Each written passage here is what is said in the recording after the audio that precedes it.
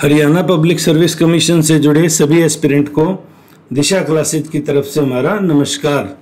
तो assistant professor का notification आई गया है। 7 तारीख से कल से फॉर्म भरे जाएंगे। 27 तारीख 20 दिन तक आपके फॉर्म भरे जाएंगे। उसको लेके कंटिन्यूस जो आपकी क्वेरी आ रही है उस संदर्भ में एक छोटा सा वीडियो है। सबसे पहले सिलेबस। तो सिलेबस में कोई बहुत ज़्यादा बदलाव नहीं किया जाएगा। मैंने आपको पिछले वीडियो में भी ये बताया था। हरियाणा का स्टेट जीके जो अदर स्टेट के कैंडिडेट बार बार पूछ रहे हैं, तो हरियाणा का स्टेट जनरल नॉलेज का कोई इसमें वेटेज नहीं है, इसलिए ये एक तरह से ऑल इंडिया वैकेंसी है। पूरे भारत के लोग, अच्छी यूनिवर्सिटीज के अच्छे स्कॉलर्स हैं, वो सभी इसमें अपीयर होंगे। तो आप सब्जेक्ट के नॉलेज आपका उस लेवल का होना चाहिए कि आप उनके साथ टकरा सकें, उनके साथ कंपटीशन फाइट कर सकें। जैसे आप अदर स्टेट्स में देखते हैं, राजस्थान में एक थर्ड पेपर पूरा ही राजस्थान बेस्ड होता है, 75 क्वेश्चंस आते हैं।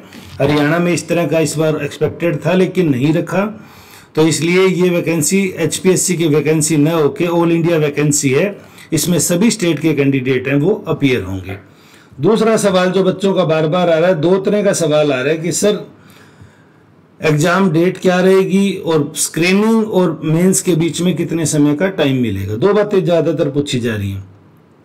तो नोटिफिकेशन जो भी रिलीज हुआ था उसमें आपने देखा था कि 8/9/2024 तक के जो एग्जाम शेड्यूल थे वो सब जारी कर दिए गए। तो क्या उसके बाद जो 15 सितंबर 22 सितंबर का कोई संडे आ रहा है, तो क्या उनको ये एग्जाम कंडक्ट हो सकते हैं?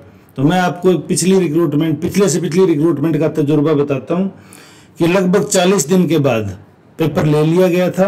यानी आज अगर हम बात करें 6 तारीख, तो 15/9 को अगर कोई किसी सब्जेक्ट का, मैं ये नहीं कहता पूरी रिक्रूटमेंट उसी दिन स्क्रीनिंग करवा लेंगे, जिन सब्जेक्ट के नंबर ऑफ कैंडिडेट कम होंगे 15 के बाद 22 को 29 को किसी भी रविवार को सितंबर महीने में, अक्टूबर महीने में, क्योंकि देखिए 15 सितंबर 2024 के करीब है आचार संहिता लगने की संभावना व्यक्त की जा रही है। हालांकि नोटिफिकेशन पहले आ गया, फॉर्म फिल हो गए, तो एग्जाम कंडक्ट कराने में एचपीएससी को इलेक्शन कमीशन से सिर्फ परमिशन ही लेनी है। उसके अलावा एचपीएससी को कोई लंबा चौड़ा इसमें प्रोसेस बाकी नहीं रहे। लेकिन फिर भी 15 सितंबर के बाद छोटे सब्जेक्ट्स हैं जो स्पेशली, उनका तो एटलीस्ट हो जाएगा। बाकी जो 27 तारीख तक फॉर्म भरे जाएंगे, नंबर ऑफ एप्लीकेंट है उनके ग्राउंड के ऊपर सारा डिपेंड करेगा। दूसरा जो आपका सवाल था कि एग्जाम डेट प्री का जो स्क्रीनिंग है और मेंस में कितना टाइम है, तो 60 days, maximum two maximum 60 days है। हरियाणा के 60 दिनों के अंदर प्री के बाद मेंस करवा लिया जाएगा। तो जो हरियाणा के फ्रेशर्स बच्चे हैं या जो हरियाणा में जस्ट नेट क्वालिफाइड हुए, वो थोड़ा सा इसको लेके दबाव में है कि सर ऑल इंडिया लेवल पे कंपटीशन कैसे करेंगे। तो आपकी चिंता है वो बिल्कुल जायज़ है, क्योंकि आप उन सभी स्टेट के अभ्यर्थियों से टकराएंगे जिन्होंने अपने अपने स्टेट में अच्छा एग्जाम दे रखा है, किसी कारण से फाइनल सेलेक्ट नहीं हुए। तो आपको जो बेनिफिट मिलेगा वो सिर्फ स्क्रीनिंग के बाद जो मेंस का है वही मिलेगा। मेंस के अंदर आपको इसमें बेनिफिट मिलेगा, क्योंकि ये लिखित परीक्षा होती है और लिखित परीक्षा बहुत कम स्टेट एजेंसीज हैं वो अभी तक करवा रही हैं। तो यहाँ जो पीजीटी के पैटर्न को फॉलो किया गया था उसी से आपको आइडिया लगेगा। एग्जाम पैटर्न के लिए क्या करें? कुछ नहीं करें, आप अपने संबंधित कंसर्न पेपर का जो पीजीटी एचपीएससी ने लिया था, अब कुछ बच्चे कहेंगे सर हमारे सब्जेक्ट की पीजीटी पोस्ट नहीं थी, तो आप आइडिया ले लो कि किस तरह के सवाल हैं, क्या सवालों का लेवल आता है। उससे +1 लेवल अप के जो हैं वो सवाल इसमें पूछे जाएंगे। स्क्रीनिंग को जस्ट स्क्रीनिंग ही समझा जाए, उससे ज़्यादा इसमें कुछ नहीं होगा। उसके अलावा काफ़ी सारे क्वेरी जा रही हैं कि सर, जैसे फीमेल कैंडिडेट ने पूछा, भाई मैं राजस्थान से हूँ और मेरी शादी हो गई है सर हरियाणा में, तो देखिए फादर का कास्ट सर्टिफिकेट होता है वो इसमें वैलिड होता है, और फादर के कास्ट सर्टिफिकेट के ग्राउंड के ऊपर आप अदर स्टेट कंसिडर करेंगी, चाहे आपने हरियाणा का डोमिसाइल बनवा लिया हो। तो उस ग्राउंड के ऊपर मुझे लगता है आपको जनरल में ही अप्लाई करना पड़ेगा।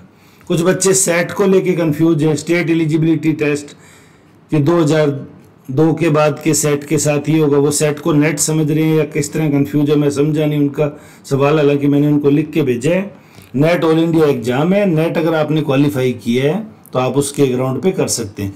फिर भी अगर किसी को इस मामले में किसी प्रकार का डाउट है तो हेल्पलाइन नंबर एचपीएससी जारी करती है, हेल्पलाइन नंबर पे आप बात करके अपनी उम्मीदवारी है उसको क्रॉस चेक आप कर सकते हैं।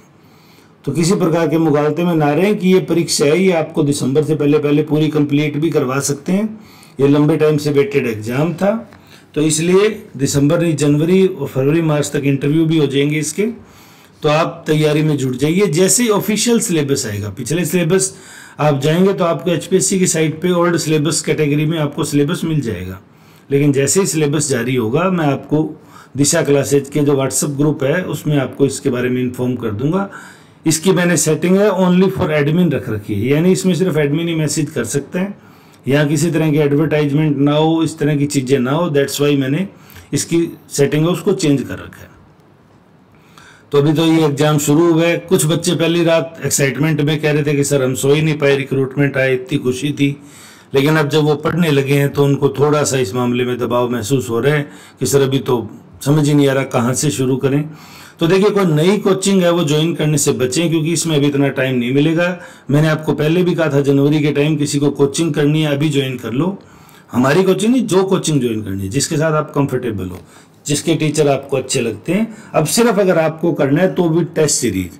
और देखिए, मुझे टेस्ट सीरीज में ना एक सबसे बड़ी दिक्कत ये लगती है कि कोई भी अच्छी कोचिंग्स का तो मैं नहीं कहता, वो तो देखिए नो डाउट सबसे बढ़िया होते ही हैं, लेकिन कुछ लोग टेस्ट सीरीज को इतना एक्सट्रीमली हार्ड बना देते हैं बच्चों का विश्वास जीतने के लिए कि सर इनका जो पेपर है वो बहुत ही ज़्यादा क्लासी होता है। ऐसा कुछ नहीं है, आपको बिल्कुल बेसिक सवाल भी मिलेंगे तो बहुत डीप सवाल भी मिलेंगे।